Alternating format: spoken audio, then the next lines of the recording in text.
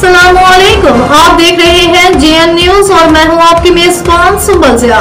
Bulletin का बकायदा आगाज करते हैं और शामिल करते हैं अब तक की अहम तरीन खानेवाल से जानते हैं हमारे डिस्ट्रिक्ट रिपोर्टर की रिपोर्ट के मुताबिक पंजाब फूड अथॉरिटी ने मुर्दा मुर्गियों की सप्लाई की कोशिश नाकाम बना दी। पंजाब फूड अथॉरिटी ने लाहौर मोड़ पर मुर्दा मुर्गियों से भरी गाड़ी पकड़ ली। 2980 किलो मुर्दा मुर्गियां तल्फ कर दी गई। सप्लायर को वार्निंग नोटिस जारी कर दिया गया। पंजाब फूड अथॉरिटी ने मुर्दा मुर्गियों की सप्लाई की कोशिश नाकाम बना दी। पंजाब फूड अथॉरिटी ने लाहौर मोड़ पर मुर्दा मुर्गियों से भरी गाड़ी पकड़ ली। इंस्पेक्शन के दौरान गाड़ी में मुर्दा मुर्गियां पाई गई। मुर्दा मुर्गियों को पोल्ट्री शॉप्स और फास्ट फूड पॉइंट्स पर सप्लाई किया जाना था। फूड सेफ्टी टीम ने तमाम मुर्दा मुर्गियों को डंपिंग साइट पर तल्फ कर दिया।